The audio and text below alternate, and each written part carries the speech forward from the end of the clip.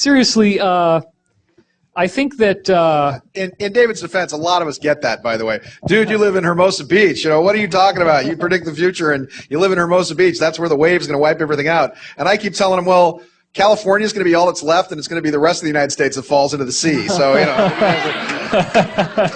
That's right, man.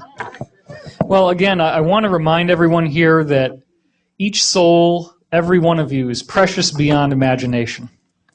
And it's just such an incredible honor for all of us on this panel to be able to share this energy with you, because as you tune into our frequency, there is a very real energetic conduit that is formed. And if we are clear enough, then our personality disappears and we become a lens for the Creator that you're shining to us to shine back onto you, hopefully with some transformation and some nice filigrees on it.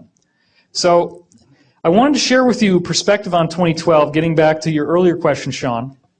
And this deals with the idea of what exactly is going to happen between now and 2012. And this gives me a great segue into a piece of information which is scientific in nature, which I've wanted to share at this conference, and this is the great time to do it.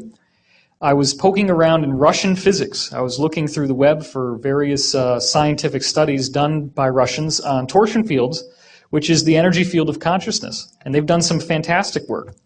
I, quite by accident, stumbled across the Russian Institute of Temporology, which means the study of the nature of time, and found a paper by a man named Dr. Sergei Smelyakov. I know. Go ahead and laugh. It's okay. My coughs don't smell like anything, by the way. They're just roses.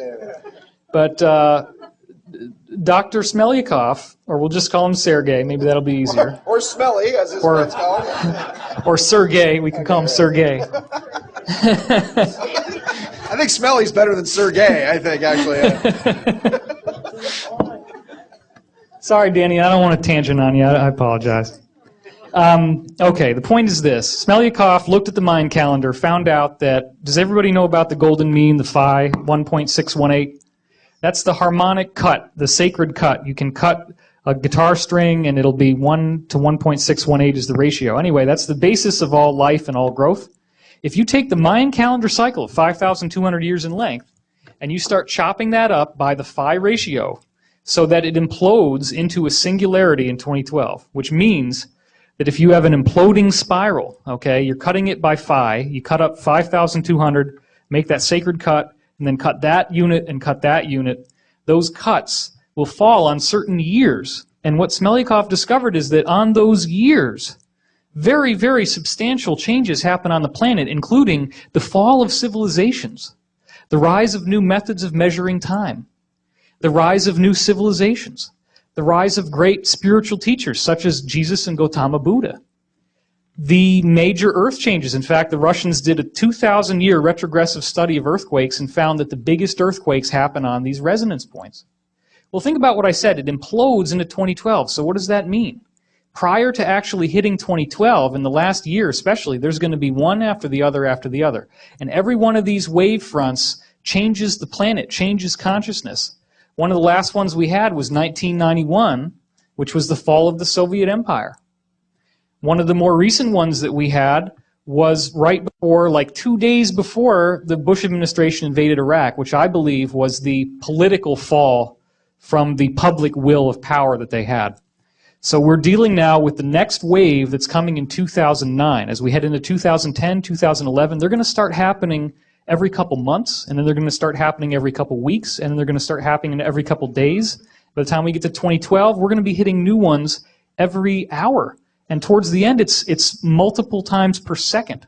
Okay, now my readings have told me, for what it's worth, that some of us will be able to have ascended abilities. I mean, full-on ascended abilities prior to the actual shift happening. So that would be very cool, because what we're expecting after 2012 is a 100 times more harmonious utopian world where things like time travel, levitation, instant telepathy, instant healing, telekinesis are as common and as everyday as breathing. And I look forward to that time. Now, I've been told that any one of us in this room, anyone, if you're willing to do your practice, which basically involves the acceptance and the forgiveness of the self, and if you get that down, then you start looking at everyone else. If somebody else upsets you, the only reason why they would is because they're hitting an issue that you have. So if somebody does something and it no longer is your issue, you won't be upset by them.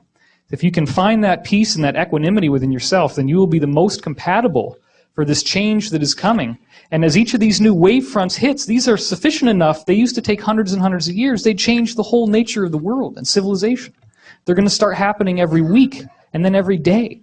So you can harness that potential in yourself, and I see a very, very positive future coming. So I thank you.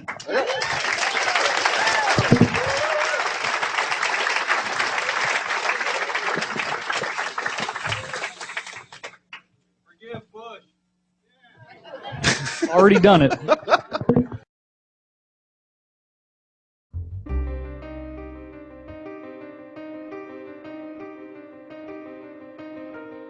All the planets are changing the same way as the Earth is changing. The Earth changes are not unique to the Earth.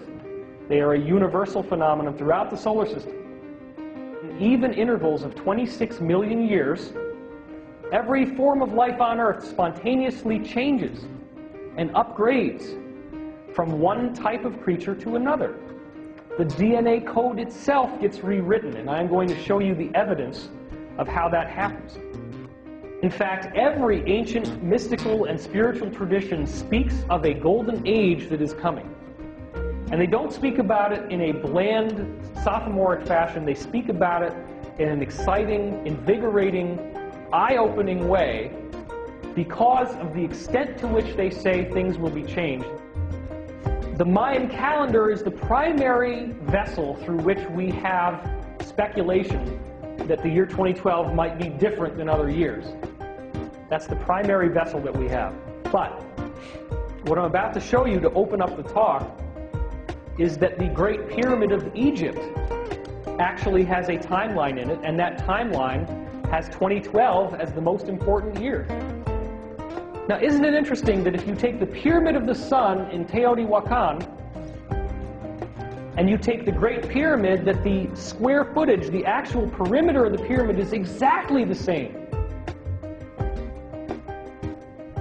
The Pyramid of the Sun in Mexico, the Great Pyramid in Egypt. You have the Atlantic Ocean separating these cultures, which most people would say are completely different. But they both build pyramids.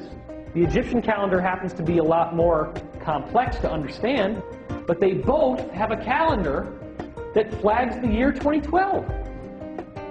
Now, do you honestly think that that means we can just blow this thing off and it doesn't mean anything?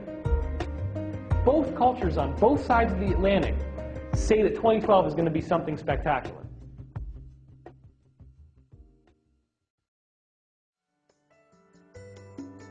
You are absolutely precious beyond anything you can imagine, beyond measure. You are a multidimensional being. You have an existence that if we could actually see all the different aspects of yourself, it would be so much more than just what we see in this room. It would be through stars, galaxies, constellations. We all have this multidimensional identity. My personal belief is that we are heading into a very positive spiritual unfolding, akin to the evolution of our human species into a higher capacity. The greatest gift of the Creator was to give each of us our free will to be able to decide how we're going to navigate through the lessons of our own evolution. Your mind is the universal mind, and the only way you access that universal mind is in the now. It's never going to be in the future. Negative experiences will repeat for as long as they remain useful to you. Well, then you have to say, what does useful mean? If something pisses you off, then you're getting use out of it because it's creating an emotional reaction. So if you can learn to have this ballet dance of karma, where experiences move through you without getting stuck to you, and you bless, and you release, and you forgive, and you accept, and you love, then more and more, those experiences won't repeat anymore because you're not going to get any value out of them. They won't have a catalytic value for you. So the focus that you hold in your life determines how your reality turns out. And I'm sure everyone on this stage is living proof of the fact that you can intend an entirely different life for yourself. So right now in this moment, let's just magnetize the fact that there is limitless luminosity around us, and all we have to do is breathe it in, and we can feel the grace in this moment. We're all being challenged. And if we can phase through these challenges with a positive attitude and